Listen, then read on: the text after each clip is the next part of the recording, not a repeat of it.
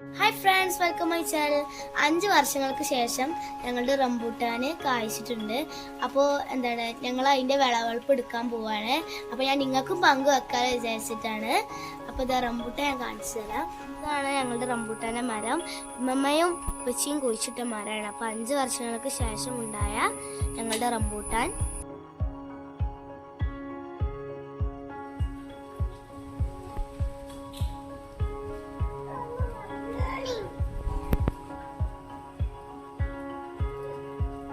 ഇതൊക്കെ കിളികൾ കൊത്തിക്കൊണ്ട് പോയതാണ്. ഇന്നലെ രാത്രി അവർ കഴിച്ചിട്ടതാട്ടോ ഇതൊക്കെ. നമ്മുടെ മുട്ടപ്പഴം ഭയങ്കര കഴിച്ചത് നല്ല മഞ്ഞ കളറായി ഇങ്ങനെ കുതിച്ച് നിൽക്കുന്നുണ്ട്. കുറേ ഉണ്ടായിരുന്നു, പക്ഷെ ആർക്കും ഇഷ്ടമില്ലാത്തതുകൊണ്ട് ആരും പറിക്കു തിന്നൊന്നുമില്ലേ. അപ്പോൾ മുട്ടപ്പഴമൊക്കെ പറിച്ചിട്ടുണ്ടായിരുന്നു. പേരെന്താന്ന് പറയുക, ഞങ്ങൾ ഫ്രൂട്ട്സിൻ്റെ ചെടി വാങ്ങിയപ്പോൾ അത് കൂടെ വാങ്ങിയാണ്. അപ്പോൾ ഇതിപ്പോൾ ഒന്നും കായ്ച്ചിട്ടൊന്നുമില്ല. അപ്പോൾ ഇതിൻ്റെ പേര് അറിയാമെങ്കിൽ ഒന്ന് കമൻറ്റ് ചെയ്യണം. പിന്നെ ഇതിൻ്റെ കൂടെ ഫ്രാഷൻ ബൂട്ടിൻ്റെ വള്ളിയുണ്ട്. ഇതാ ഇങ്ങനെ വള്ളിച്ചെടികളെ പോലെ ഇങ്ങനെ ഉണ്ടായിട്ടുണ്ട്.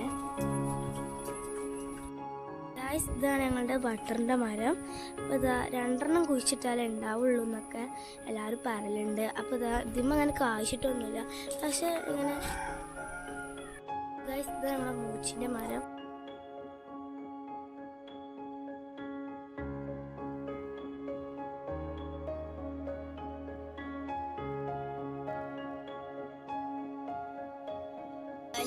ഇതാണ് അടക്കാപ്പായത്തിൻ്റെ മരം. ഇതിമൊക്കെ ഉണ്ടായിട്ടുണ്ട് കേട്ടോ. അപ്പൊ ഇതാ പറിച്ചോണ്ടിട്ട 2 ഇട്ടാ കൊലമ ഒന്നുണ്ട്.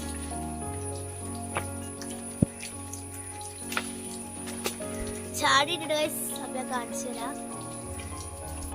അപ്പൊ ഇത്രയുള്ള ഫ്രൂട്ട്സ് നമുക്ക് 2 മുട്ടപ്പഴവും കുറച്ച് അടക്കാപ്പയും റംബൂട്ടാനൊക്കെ കിട്ടി.